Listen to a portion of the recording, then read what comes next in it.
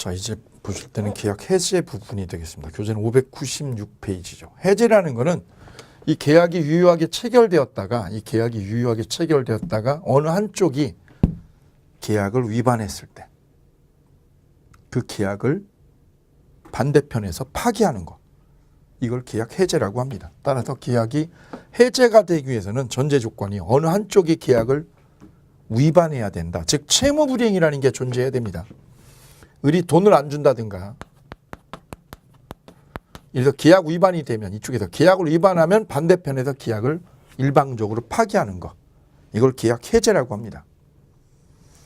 이때 해제는 이렇게 잔금을 안 줬을 때 일방적으로 계약을 파기하는 법정 해제가 있고요. 법정 해제. 잔금 안 줘? 내가 그럼 계약 파기할 거야.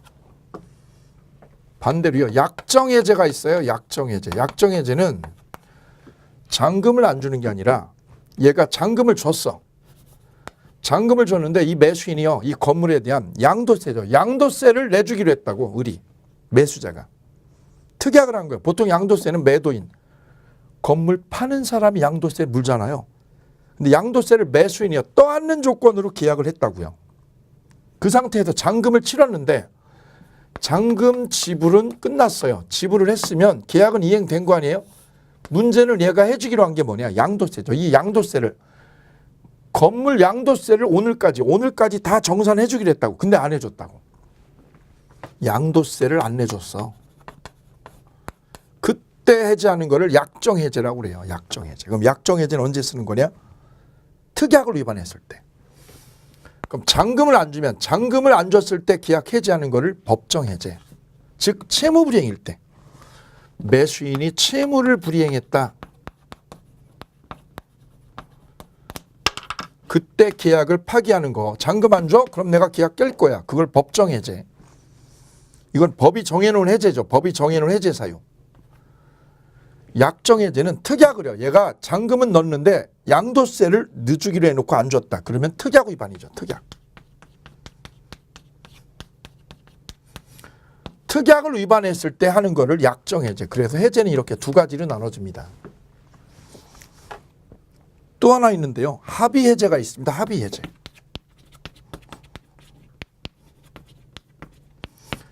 이 법정 해제는 일방적으로요. 갑이 일방적으로 끝내는 거니까 이거는 단독 행위인 거예요. 단독 행위. 을이 단독으로 끝내는 겁니다. 그래서 단독 행위죠. 그런데 합의 해제는 쌍방이 합의해가지고 계약을 없는 걸로 하는 거를 합의 해제라고 그래요. 그래서 합의 해제는 계약입니다. 계약. 그럼 이거는 원인이 뭐냐? 원인 없어. 이거는 서로 합의해가지고 하는 거야. 서로 합의로. 서로 합의한 대로 계약을 없애는 걸로 하자라고 하는 게 합의 해제. 그래서 이거는 합의대로요. 합의대로 계약을 정산하면 되는 거기 때문에 합의로 계약을 끝내는 거기 때문에 이 합의 해제는 상대방한테 뭐 잘못해가지고 책임 추궁하는 게 아닙니다. 그래서 상대방에게 어느 일방에게 손해배상 추궁을 못하는 거예요. 이 점에서 법정 해제하고 달라요. 이거는 얘가 잔금 불이행했으니까 이거는 당연히 손해배상이죠. 손해배상을 추궁할 수 있습니다. 왜요? 네가 잔금 안 줘가지고 계약이 파기된 거잖아. 그럼 네가 변상해야지 변상을. 그래서 손해배상 추궁을 하는데 이거는 손해배상 추궁을 못하고 끝내는 거죠. 왜요? 합의한 대로 끝내는 거야. 합의한 대로. 그래서 해제는 법정 해제가 있고 약정 해제가 있고 합의 해제가 있어요. 이렇게 세 가지로 나눠집니다. 구별 잘 해주실 것. 지금 우리가 공부하는 해제는 바로 법정 해제. 이 채무불이행 이 부분을 유념해서 집중적으로 공략에 들어가는데요. 그 채무불이행에는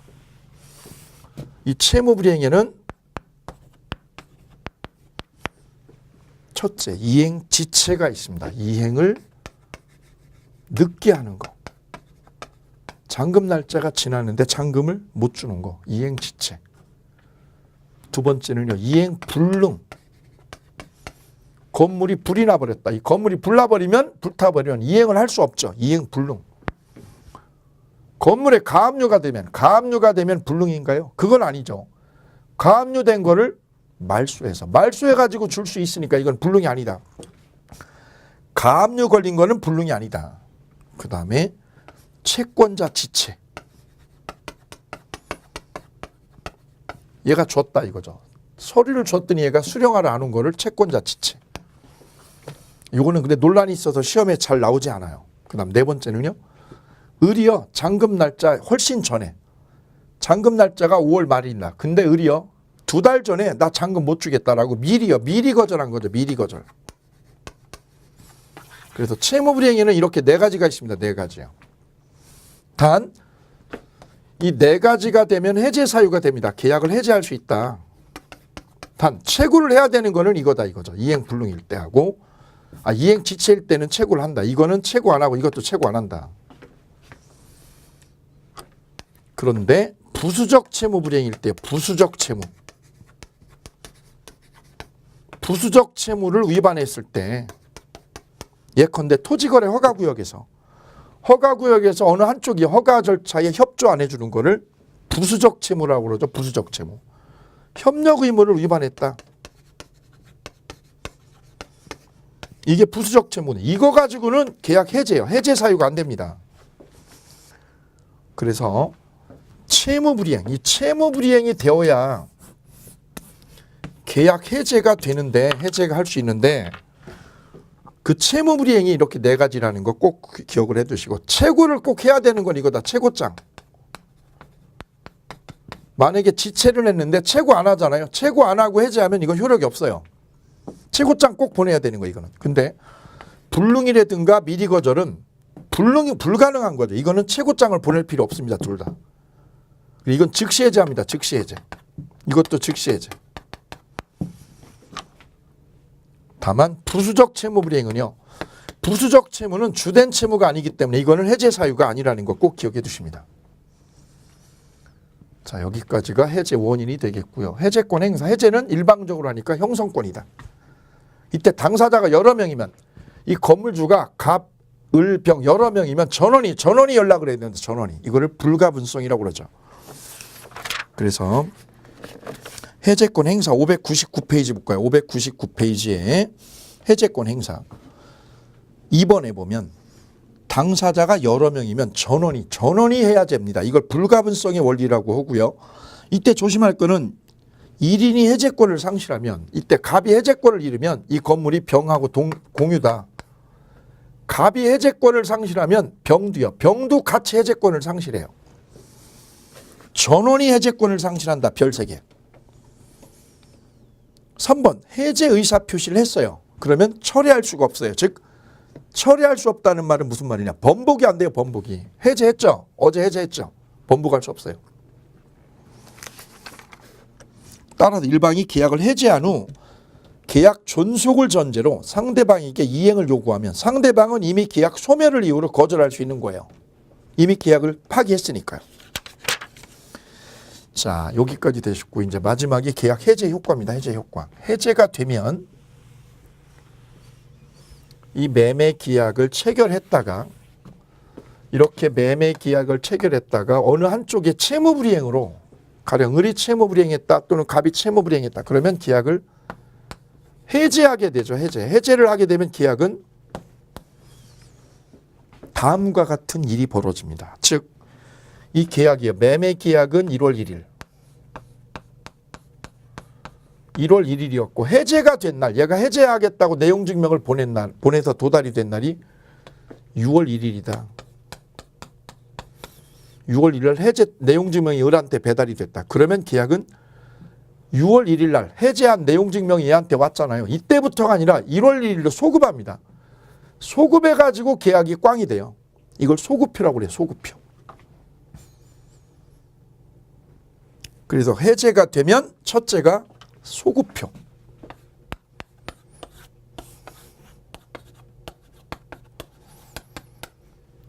6월 1일이 아니라 1월 1일로 소급합니다.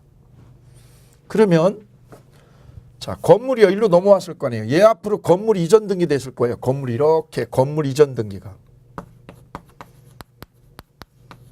얘는 얘한테 돈을 줬을 거 아니에요. 그죠? 돈을.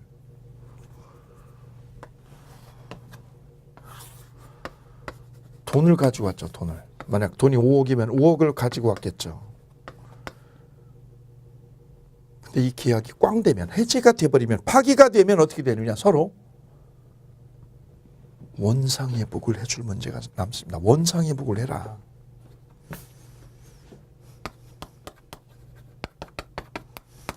너 돈 주고 얘는 건물이요. 건물 등기한 거 말소시켜줘. 이게 동시행관계에 있습니다. 원상회복 의무가 두 번째입니다. 자, 이때 기억할 것이요. 01번이요. 01번부터 볼게요. 01번. 여기가 02번 이렇게 됐어요. 계약의 소급적 소멸. 소급적 소멸 위에다 뭐라고 쓸까요? 소급표라고 써주시면 정리가 딱 되시겠죠. 소급표. 1. 등기 없이요. 자동 복귀가 됩니다. 계약이 해제가 되면 매매로 가져간 이 건물이요. 건물이 누구한테요? 매도인한테. 이 매도인한테 어떻게 복귀하느냐? 자동 복귀합니다. 자동 복귀. 자동 복귀라는 말은 뭐냐? 등기를 안 해도.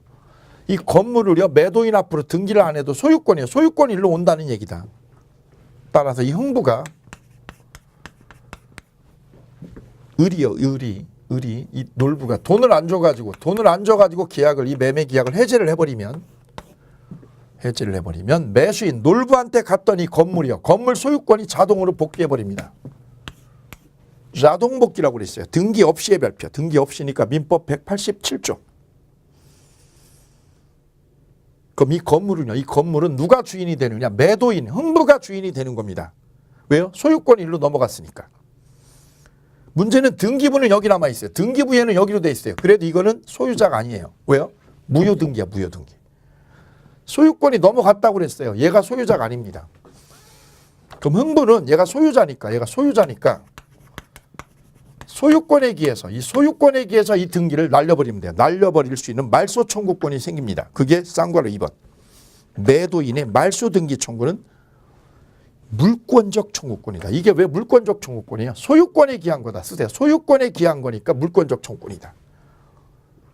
그럼 이거는요. 얘가 소유권으로 이걸 날리는 거니까 이거는 소멸시효에 걸린다? 안 걸린다? 이 등기를 말소해달라고. 너 말소해줘. 형 말소해줘. 왜? 내가 소유자야. 내가 소유자니까 형 등기 말소해줘. 그거는 물권적 청구권이다의 별 3개. 그래서 2번. 매도인의 소유권에 기한 말소등기 청구권은 소멸시에 걸린다? 걸리지 않는다. 별 3개. 다음 02번. 원상회복. 계약이 해제되면 받은 거, 서로 준 거, 얘는 돈 받은 거 5억 그거 돌려줘야 되고 매수인은 건물 받은 거 돌려줘야 돼요. 이게 동시행관계에 있다. 본질. 계약관계 소멸로 인하여 얻은 급부를 부당이득으로 반환 처리하는 거야. 이게 부당이득 반환이다. 밑줄이요. 받은 거 돌려주란 말이야. 그게 부당이득이야. 부당이득. 2번 반환 범위의 별 하나.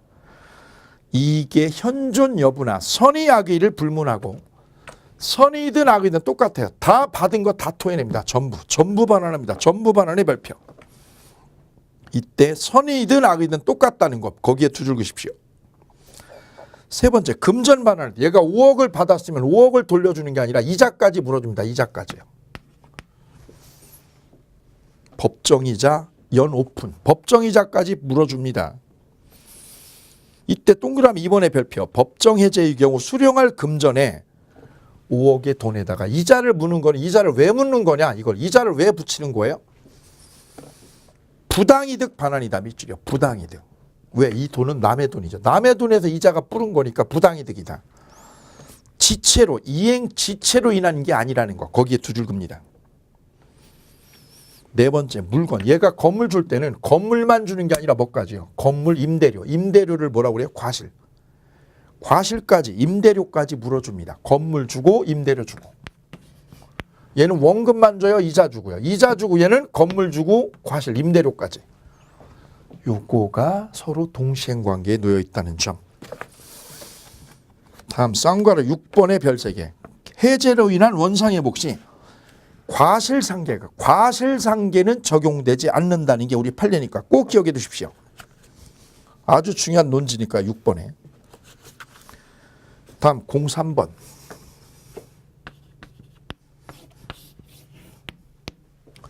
(03번은요) 해제의 소급표 제한입니다. 해제의 소급표 제한.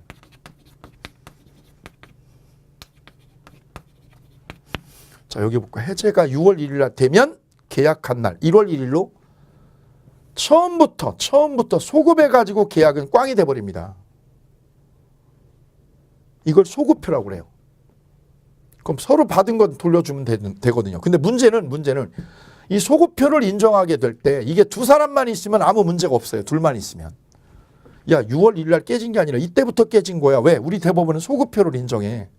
해제에 대해서는. 그럼 끝나면 되는 거죠. 그런데 문제는 여기에 제3자가 껴들었다는 거죠. 이 건물을, 이 놀부의 건물을 병이 매매로 샀거나 임대를 얻었거나 저당을 잡았다. 언제? 해제되기 전에, 해제 전에. 3월 달에, 여기 3월 달에. 6월 달에 계약 파기가 됐죠. 요 해제가 되기 전 3월 달에 얘가 매매로 샀다 이거죠. 그 등기를요. 이 등기를 일로 가져오면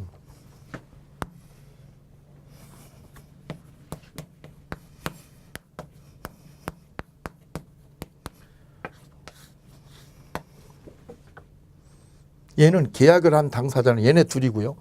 얘네 둘끼리 계약을 했다가 계약이 해제가 돼서 파기가 된 문제가 생긴 거고 그 해제의 소급표가 만약 소급표가 인정이 돼버리면 누구한테도요? 제3자한테도.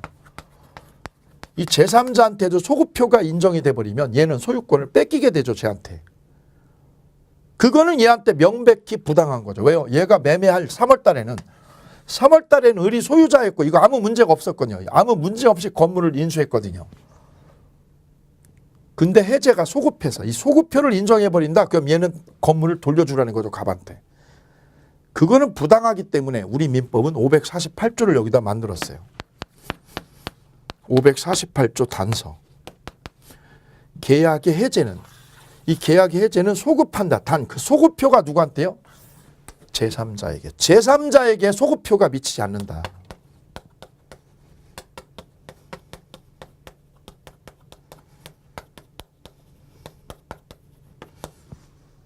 니네끼리만 소급해서 계약 파기하고 얘한테는 소급표 미치지 않게 해. 그래야 얘가 보호될 거 아니야. 얘가 무슨 잘못했어? 그게 548조 단서예요. 548조 단서. 계약의 해제는 소급표가 미치지 않는다. 누구한테요? 제3자에게. 이 제3자에게 소급표가 미치지 않는 거죠. 그럼 제3자가 건물을 갑에게 뺏기는 거예요? 안 뺏기는 거? 안 뺏기고 보호받는다. 이런 의미.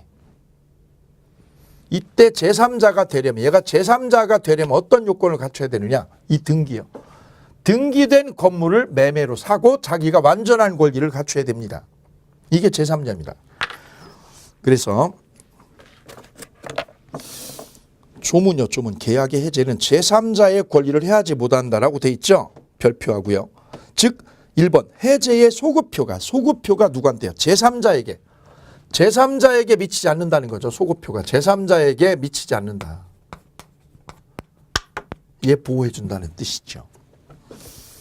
이때 2번 상대적 무효설이 뭐냐면 당사자끼리만 소급해서 끝내고 당사자끼리는 이게 소급하는 거죠. 1월 1일로. 근데 그 소급표가 누구한테요? 제3자에게는 들먹이지 말아라. 즉 들먹이지 말아라는 뭐예요? 영향이 없다. 제3자에게는 소급표가 영향이 없다.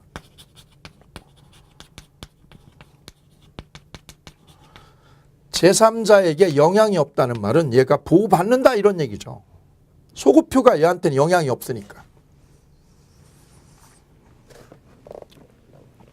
이때 쌍괄호 2번 제3자 범위 문제 나오죠. 여기서 제3자는 해제된 계약으로부터 생긴 법률 효과를 기초로 해제권 행사가 있기 전에 이해관계를 가졌을 뿐만 아니라 등기 인도 등 완전한 권리를 취득한 자를 말한다라고 돼 있죠. 위에다 씁니다. 등기된 집. 이걸 믿고 완전한 권리를 취득한 자. 거기다 쓰시면 돼요. 등기된 부동산에 이걸 믿고 거래한 자가 얘가 제3자인데 얘가 뭐까지 갖춰야 돼? 완전한 권리요.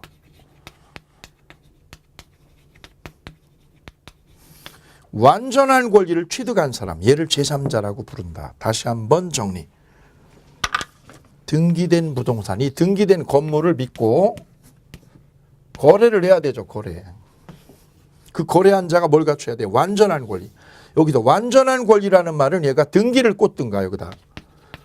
등기를 하든가 아니면 이게 임대면 이게 임대를 얻었다. 이 건물을 놀부한테도 임대를 얻었다. 뽕순이가. 그 뽕순이가 임대를 얻고 뭐까지요? 대항력을 갖출 것. 대항력. 그래야 완전한 권리를 갖춰서 보호된다.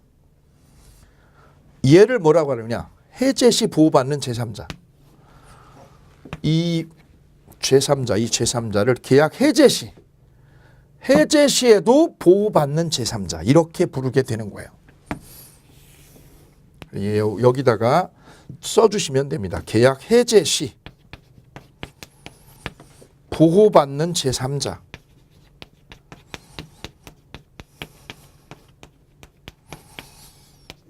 이렇게 정리하면 되겠습니다.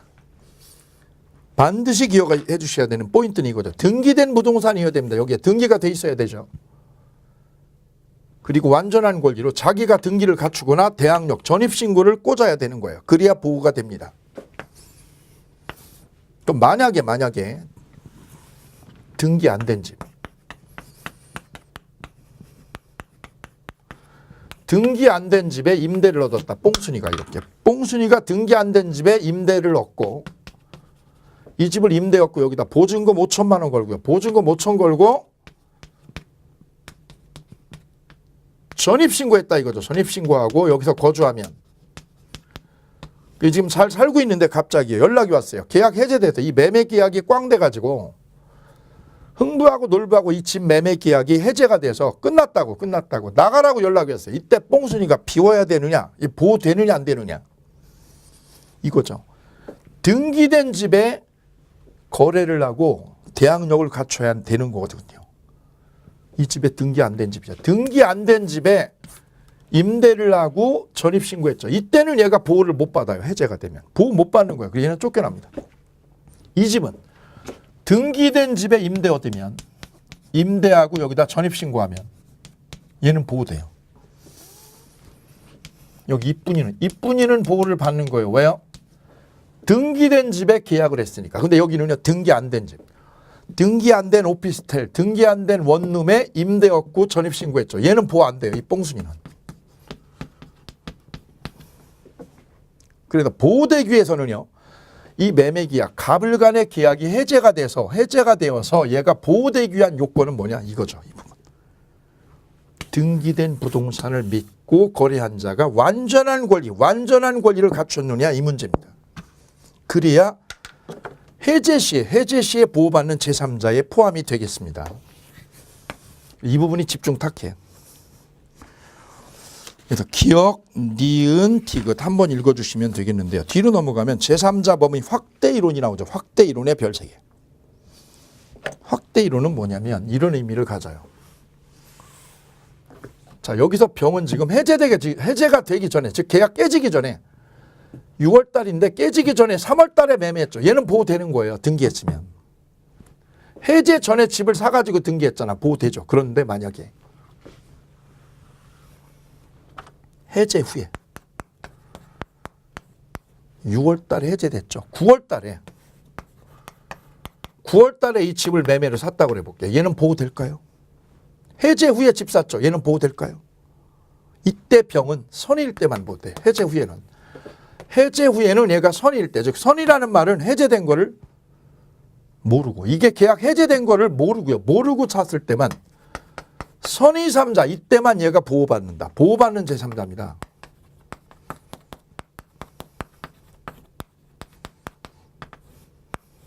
언제만? 선의일 때만요. 여기 선의의 별세개. 이거 악이라고요. 악일 때는 보호가 안 된다는 게 시험에 아주 여러 번 출제가 됐었어요. 그래서 기억 볼까요? 기억. 매도인 갑이 매수인을의 채무불이행을 이유로 계약을 해제한 후, 해제 후죠. 동그라미요. 말소 등기하기 전에 이걸 말소하면 되죠. 이 등기를 말소하면 되는데 얘가 해제만 하고요.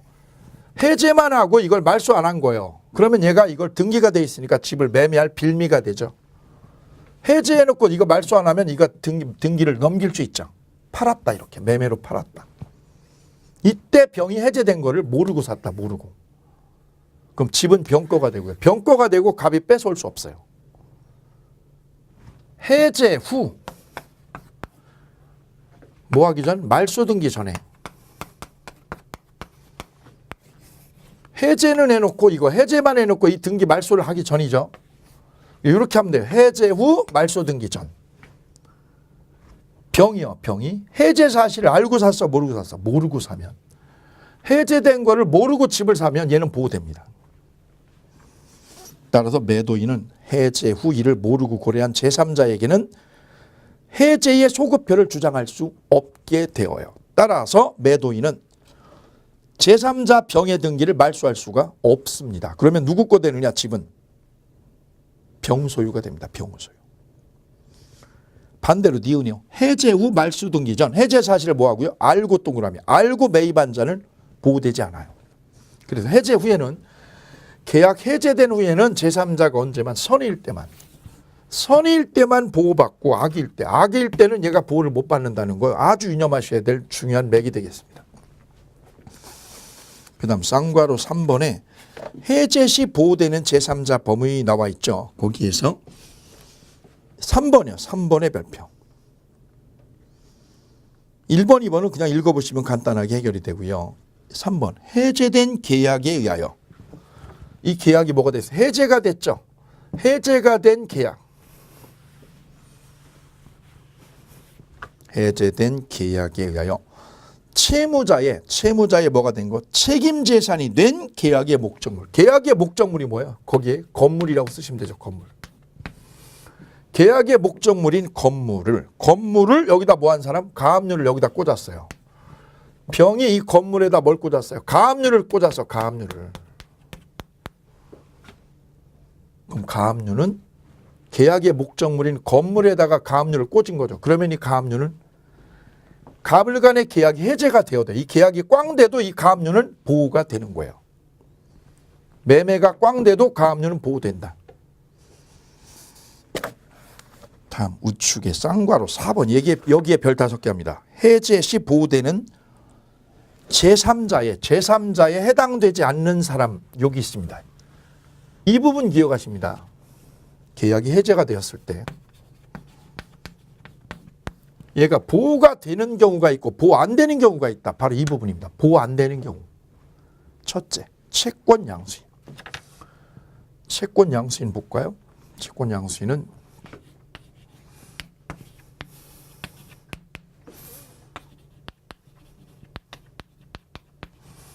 건물을 을이 10억에 매매 계약을 체결하고 그럼 매수인이 잔금을 매도인한테 치르면 끝나는 거잖아요. 이때 매도인이 이 매매대금 채권을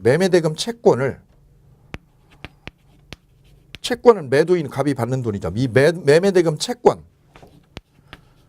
10억을요. 갑이 받을 돈 10억을 병에게 넘겼어요. 병에게. 채권을 병에게 넘겼어요. 이렇게요. 채권을. 그때 이 매매 계약이 얘가 잔금 안 줘가지고 해제가 되면 을이 돈 안 줘가지고 계약 해제가 되면 이 병은 10억을 뭐 한 사람? 양수받은 사람이죠. 채권 10억을 넘겨받은 사람이죠. 얘는 보호가 될까 안 될까? 안 됩니다. 왜요? 이 계약이 해제가 되면 이 매매 계약이 해제가 되면 채권 양수인은 아까 보신 것처럼 완전한 권리를 갖춘 사람이 아니죠. 그래서 전혀 보호되지 않습니다. 채권 양수인. 그럼 얘가 상가를 매매를 했을 때 상가 대금 10억 받을 돈 있죠. 이 상가 대금 채권에다가 양수받거나 이 채권 받을 돈 10억을 갑이요. 갑이 병한테 채권 넘겨줬어. 이렇게 준 거죠. 이때 이게 꽝 되면 얘는 보호 안 되는 거예요. 이때 이 채권이요. 병이 받을 채권에다가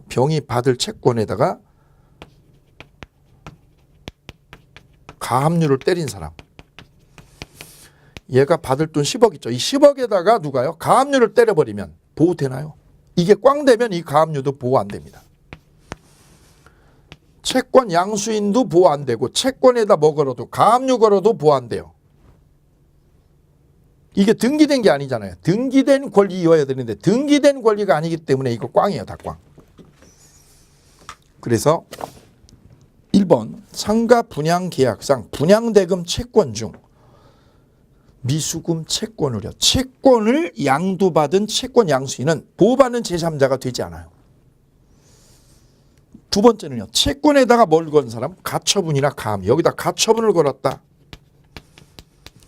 집에다 걸었어요. 채권에다 걸었어. 채권에다. 이거 다 꽝이야. 꽝. 보호 안 돼. 이게 깨지면 이 매매 계약이 깨지면 이거 다 날아가는 거죠. 다 날아가는 거예요. 보호 안 되는 가압류고 가처분이에요. 집에다 걸었다면.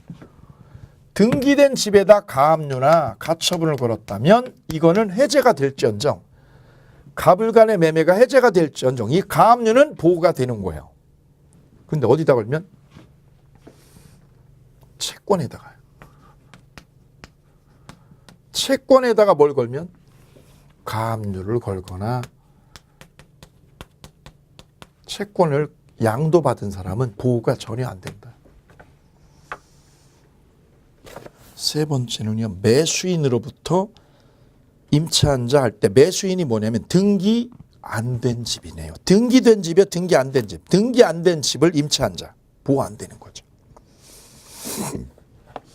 네 번째는요. 제3자를 위한 계약의 수익자. 수익자는 왜 보호가 안 될까요? 이 계약이 꽝 되면 이 수익자는 왜 보호 안 될까요? 낙약자하고 거래가 없어서. 낙약자하고 뭐가 없어서 거래가 없으니까요. 그래서 일단 네 사람을 보시면 첫 번째는요. 첫 번째는 채권이죠. 채권. 등기된 집을 거래해야 되는데 등기된 집이 아니라 어디다? 채권에다가. 분양대금 채권. 분양대금 채권을 양도받은 사람.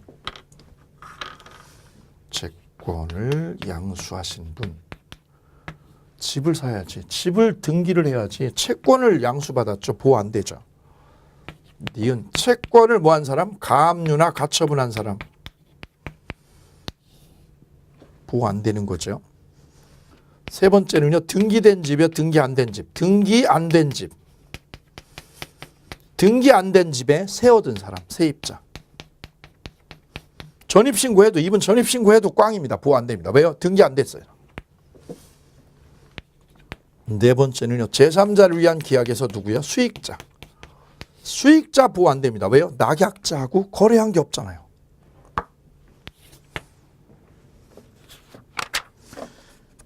뒤로 넘어가서 5번은요. 토지를 매매하여 매수한 자가 신축한 건물을 매수해서 등기를 꽂혔어요. 지금 매매 목적물은 토지거든요. 토지.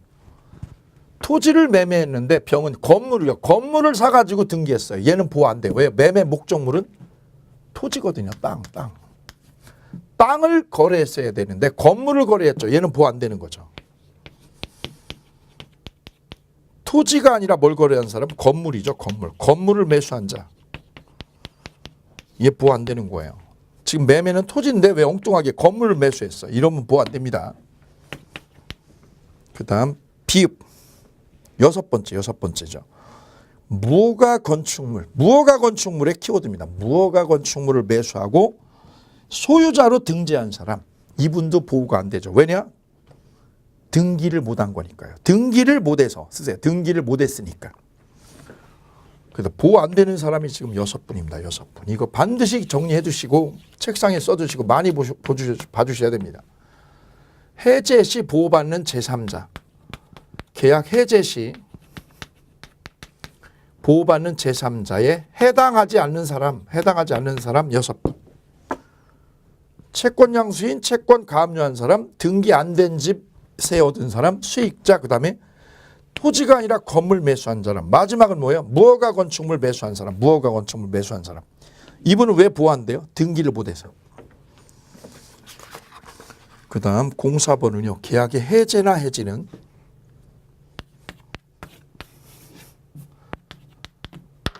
손배청구죠. 손배청구에 영향을 미치지 않는다. 별세개. 영향을 미치지 않는다는 말은 무슨 뜻? 손배청구에 영향을 미치지 않는다. 계약 해제는 해제나 해지는 어디에? 손배청구에 영향을 미친다? 영향을 미치지 않는다는 말은 손배청구할 수 있다 이런 뜻. 왜요? 얘가 채무불이행 때문에 계약 파기된 거니까 손해배상 받을 수 있다. 주의 2번, 주 2번에 별세개 할 것. 계약이 해제로 계약이 소급적으로 소멸하여 채권 채무가 소멸하더라도 해제권자는 상대방의 채무불이행을 원인으로 손해배상을 받아낼 수가 있다는 거죠. 왜요? 채무불이행은 남아있으니까. 채무불이행 때문에 손해배상을 받아낼 수 있다. 그걸 우리 입법자는 해제나 해지는 뭐예요? 손배청구에 영향을 미치지 않는다. 병존적으로 행사할 수 있다는 얘기죠. 자, 거기까지 보시고 우측의 5절에 관련 문제에 합의해지하고 합의해지 그거 별표하고 읽어주시면 되시겠습니다. 그 다음에 이제 계약 강론으로 가셔서 매매를 만나보실게요. 매매. 자, 매매에서 611페이지에 매매의 성질부터.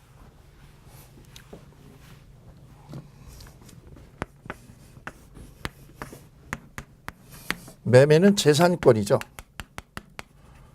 재산권을 이전하기로 약정을 하고 내가 땅이나 집을 넘겨줄게. 상대방은 대금이죠. 대금을 지급하기로 뭐 할 때? 약정할 때. 약정할 때 체결되는 것, 이걸 매매라고 한다. 따라서 매매의 객체는 재산권이다. 이쪽에서는 대금을 주는 거죠. 대금을. 그래서 매매는 쌍무계약입니다. 그리고 유상계약입니다. 대가를 지급하는 유상계약이고 낙성불효식이다. 이때 02번 볼까요? 02번 매매의 객체는 재산권으로 물건과 권리도 매매의 객체가 됩니다. 따라서 권리도 되니까 분양권, 지상권, 임차권 다 매매할 수 있는 거죠. 분양권 팔 수 있죠. 임차권 팔 수 있죠. 권리금 받고. 지상권도 매매 객체가 됩니다. 이때 이 부동산이요. 자기 거가 아니라 누구 거예요? 타인 소유이어도 매매 객체는 돼요. 왜요? 약정만 하면 체결이 되니까. 그래서 밑에 채권행위와 물권행위가 비교되어 있어요. 그거 꼭 봐주셔야 됩니다. 채권행위는 약정만 하면 되는 거예요. 근데 저당권 설정 같은 물권행위는 처분 권한을 꼭 쥐고 있어야만 처분행위를 할 수 있습니다. 그 점에서 채권행위 계약하고 구별이 됩니다. 다음 매매 예약이 있어요. 매매 예약. 이 건물을 이 병원 건물을 우리 사겠다고요. 10억에 사겠다고 미리 예약을 했다. 예약을. 내가 살게. 5년 뒤에 살게. 이렇게 예약을 했다. 아니면 기간 안정하고 사기로 예약을 했다. 이걸 매매의 예약이라고 그런다. 예약. 그럼 예약을 하면 나중에 뭐 하겠다는 거죠? 본계약을 하자는 거죠. 예약을 했다는 거는 항상 본계약을 하기로 약속한 거니까 채권계약이다.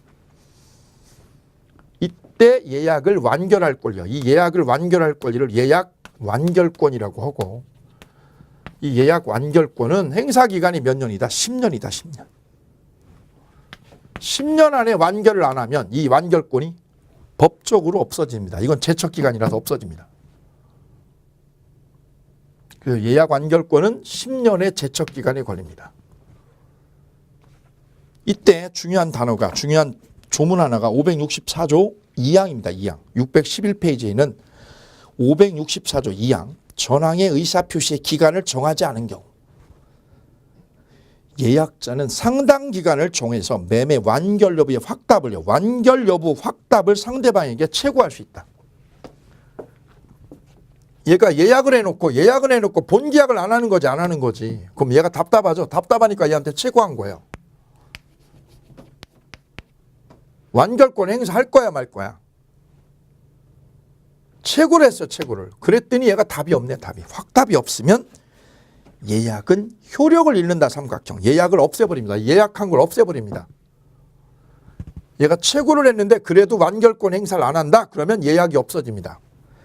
효력을 잃는다. 무슨 뜻? 예약이 소멸한다는 뜻. 예약이 소멸하게 되면 어떻게 돼요?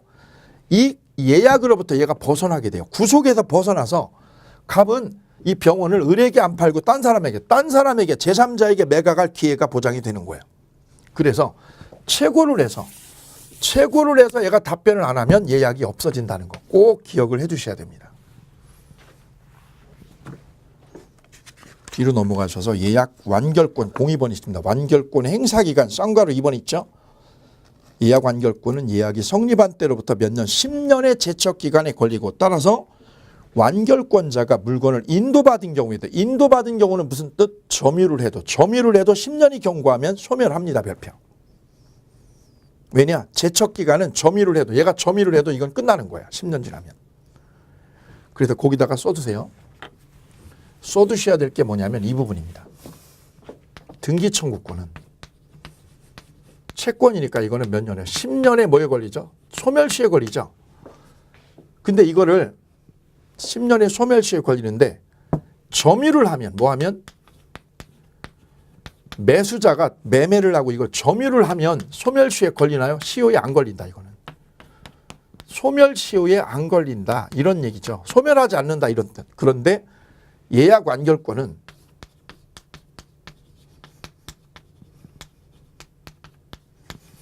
(10년에) 이거는 소멸시효, 이거는 제척기간이기 때문에 이건 점유를 해도 소멸합니다. 이건 소멸 안 하는데 이건 소멸해요. 왜 그런 거예요? 위에 거는 소멸시효이기 때문에 그래요. 소멸시효. 소멸시효는 점유를 하면 안 없어져요.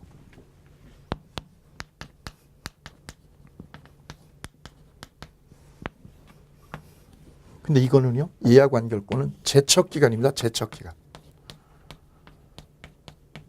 제척기간은 점유를 해도 소멸합니다. 10년 지나면. 그래 구별 잘 해주셔야 될 논지가 이 부분입니다. 소멸시효냐 제척기간이냐. 등기청구권은 소멸시에 걸리고 예약 완결권은 제척기간에 걸린다. 이 부분입니다. 이 부분이 중요한 맥. 다음 계약금 만나실 차례. 계약금 613페이지. 우리가 매매 계약을 이렇게 10억에 계약을 했다. 저 건물을 사기로 계약을 하면 보통은 계약금을 걸게 되죠. 계약금을. 통상 매매 대금의 10% 정도를 계약금으로 걸게 됩니다. 이렇게 1억을. 이 계약을 계약금 계약이라고 한다. 계약금 계약. 이때 계약금 계약은 요물 계약이라서 요물 계약이라는 거는 돈을 다 걸어야 돼. 다 1억을 전액을. 만약에 이거 1,000만 원만 걸었다. 그러면 계약금 계약은 이루어지지 않은 거다. 왜? 요물 계약입니다. 근데 매매 계약은 무슨 계약이나 낙성 계약입니다. 낙성 계약이니까 이거는 약속만 해도 계약은 이루어져요. 그 점에서 매매 계약과 계약금 계약은 구별이 정확하게 된다. 이거는 낙성 계약, 이건 요물 계약. 자, 그래서 613페이지요. 613페이지에 성질의 쌍괄호 3번 요물 계약. 계약금 전액을 지급한다는 약정 100번에도 성립하지 않고요. 상대방에게 계약금 교부해야 돼. 1억을. 따라서 2번 낙성 계약이 아니므로 계약금을 지급하기로 약정이나 일부 지급, 일부만 걸었다. 별 3개. 그래도 계약금 계약은 체결된 게 아니다. 따라서 계약금의 수수 없이요. 매매 계약을 체결했다. 계약금 수수 없이. 그 말은 무슨 뜻? 계약금 안 걸고. 계약금 안 걸고 매매 계약을 했다. 이렇게. 이거 안 걸고 이거 안 걸고. 일방이 임의로 계약을 해요. 이 계약을 파기할 수 없는 겁니다. 이때 3번 별 3개. 계약금의 일부만 교부했다. 일부만. 1억 중에서 3천만 원만 걸었다. 3천만 원만. 그럼 계약금 계약은 이루어진 거예요? 안 된 거예요. 안 된 거. 왜? 전액을 걸어야 되거든요. 1억을 걸어야 되는데 일부만 걸었죠. 그럼 계약금 계약은 이루어지지 않은 거예요. 그럼 계약금 없는 거하고 동일해요. 따라서 매도인은 일부 수령한 돈의 2배를 상환하고 얘가 받은 돈 얼마죠? 3천이죠. 3천만 원에 2배를 주고 해지하는 거 불가능해요. 불가능해요. 일부만 준 상태에서는 얘가 2배 6천만 원 주고 계약 파기가 안 됩니다. 그럼 어떻게 해야 파기가 되죠? 얘가 첫째 방법은 얘가 1억을 다 줘야 돼요. 다 주면 얘가 얼마 주기요? 2억을 주고 파기하는 건 됩니다. 그런데 지금 얼마 주면 3천만 원만 줬다. 얘가 3천만 원만 걸었어요. 1억 중에서 3천만 원만. 그러면 방법은 세 가지예요. 방법은 세 가지. 첫째, 갑이 6천을 줬다. 6천을 주고 해약한다고. 이거 해약한다고 그랬더니요. 을이 수령했다 이거죠. 을이 수령했다. 그럼 이건 뭐가 된 거냐? 합의해제가 된 거야. 합의해제. 얼마에? 6천만 원에. 6천만 원의 계약은 어떻게 된 거다 이건. 합의해제가 된 거야. 합의해제.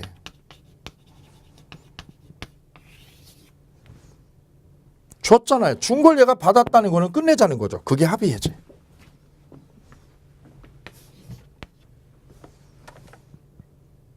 얘가 6천을 줬더니 얘가 안 받아. 안 받아.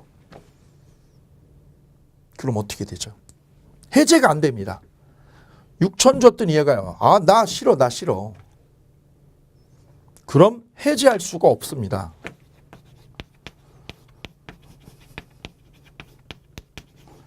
해제할 수 없습니다. 왜요? 계약금을 안 걸으면 계약금을 안 걸은 거랑 동일한 거예요. 안 걸은 거니까 이 매매 계약 자체를 파기할 기회가 없어요.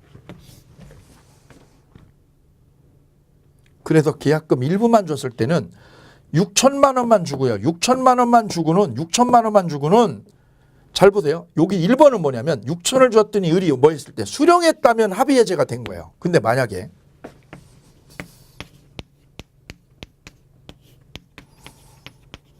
6천만 원을 얘가 주고요. 6천만 원을 주고 해지할 수 있느냐? 해지할 수가 법적으로는 없습니다. 왜요? 1억을 다 주고 얘가 1억을 줬을 때 얘가 2억을 주고 파기하는 거지 받은 돈이 일부잖아요. 지금 계약금의 일부죠. 이 상태에서는 얘가 6천만 원 주고요. 6천만 원을 주고 해지할 수가 없어요. 법적으로. 그럼 1번하고 3번은 뭐가 틀려요? 을이 수령을 하면 무슨 해제가? 합의해제가 된 겁니다. 합의해제가. 1번하고 3번은 전혀 별개입니다. 을이 안 받아버리면 어떻게 돼요? 해제가 안 되는 거야 이게. 수령을 했을 때 을이 뭐 했을 때 수령을 하게 되면 무슨 해제? 합의해제로 끝나는 거고 을이 만약 안 받으면 6천만 원 준 걸 을이 안 받으면 해제가 돼요? 해제가 안 되고 그냥 있는 거예요. 매매계약은 그대로 있다는 거죠. 그래서 계약금을 얼마 걸었을 때 일부만 걸었을 때 이렇게 일부만 걸었을 때는 이 부분입니다. 받은 계약금 갑이 3천만 원 받은 거에 2배 6천만 원을 주고 해제를 못 한다는 거 꼭 기억해 두셔야 돼. 이게 아주 중요한 거니까. 실무에서도 중요하고 판례에서도 아주 중요한 부분입니다. 그 부분을 다시 한번 강조하고요. 출제 대상으로 꼽습니다. 그 다음에 뒤로 넘어가서 계약금 해제 나와 있습니다. 이 계약금 해제는 일방이 중도금을 지급하기 전입니다. 이때까지만 얘가 해제할 기회가 생깁니다. 만약 중도금을 얘가 조금이라도 넣었다. 그러면 얘가 계약금 해제는 못하죠.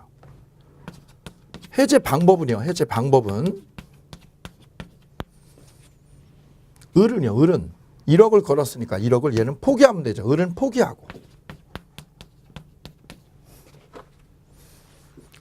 매도인 갑은 몇 배 주고요? 2배 주면 되죠. 1억에 2배.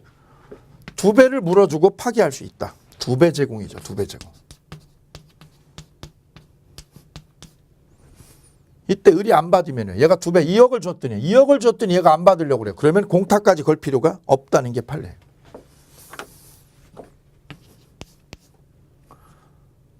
(3번) 문제는 얘가 중도금을 줘버리면 착수한 게 되잖아요. 근데 중도금을 준 게 아니라 갑이 을한테 중도금 달라고 돈을 달라고요. 돈을 보내달라고 채고장을 보냈다. 채고장을. 그럼 착수한 거야 안 한 거야? 착수한 게 아니다. 돈 달라고 그런 거지 얘가 돈을 준 게 아니니까. 채고장을 보낸 건 착수를 했다 안 했다. 착수 아직 안 한 거다. 착수를 안 했으니까 착수한 게 아니니까 갑은 2배를 물어주고 파기할 수 있다. 착수하기 전이니까요. 그럼 토지거래 허가를 얻은 거. 매수인이나 매도인이 토지거래 허가를 얻었다. 이것도 착수한 게 아니다. 허가 얻었어도 아직 착수하지 않은 걸로 봅니다. 우리 판례는. 그럼 계약금 해제가 되는 거야 안 되는 거예요? 계약금 해제를 할 수 있다. 우리 판례 입장입니다. 착수하기 전이니까요. 중도금을 지급해버리면 중도금을 줘버리면 안 됩니다. 그때.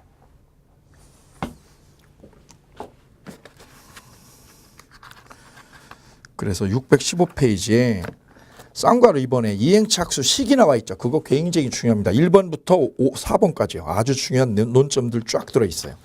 꼼꼼하게 잘 정리해 주시고요.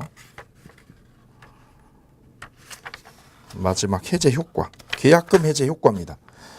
계약금 해제 효과의 쌍괄호 4번입니다. 법정 해제하고 이 계약금 해제는 달라서 이 계약금 해제는 얘가 계약금 받은 거 이거 2배 주고요. 2배 물어주고 계약 파기하는 게 계약금 해제입니다. 얘는 이거 날리고 포기하고. 계약금 1억 날리고 얘는 2배 물어주고 2배 물어주고 계약을 파기하는 거를 계약금 해제라고 그래요. 이때 1번 계약금 해제, 소위 해약금 해제라고도 하고 계약금 해제라고 섞었어요. 이행착수를 헌거하기 전에 이행착수를 하기 전이니까 이거는 원상회복 의무가 없다. 별 3개.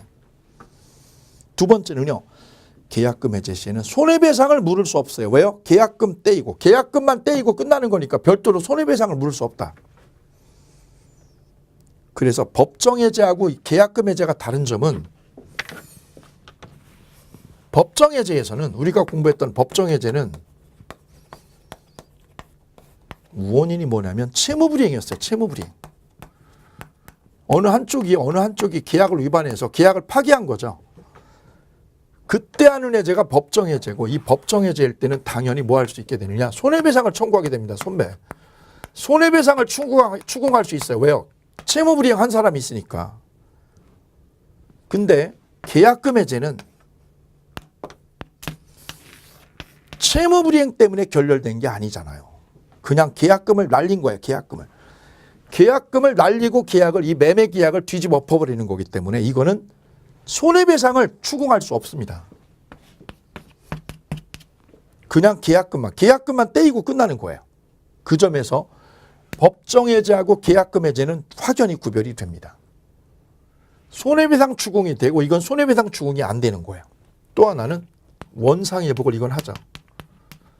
법정 해제가 되면 상호간에 받은 걸 다 돌려주죠. 근데 이거는 원상회복 의무가 없어요. 왜요? 계약금만 지금 딱 걸어놓은 상태니까. 그 두 가지 점에서 법정 해제와 계약금 해제는 확연하게 구별이 된다. 그래서 4번이 시험에 아주 많이 나왔었고요. 특수 문제 있는 1번하고 2번 별 3개하고 꼭 점검해 주실 것. 자, 오늘 여기까지 살펴보시고요. 남아있는 계약법이요. 담보 책임하고 임대차 2개 남아 있습니다. 그걸 다음 주에 연결해서 다 마무리 짓도록 하겠습니다. 오늘 진도를 많이요 밀도 있게 뽑아놨는데 그 부분 한 번 더 잘 중요한 부분 강조한 부분 밀도 있게 한 번 더 잘 훑어주시기 바랍니다. 오늘 여기까지 마치겠습니다. 감사합니다.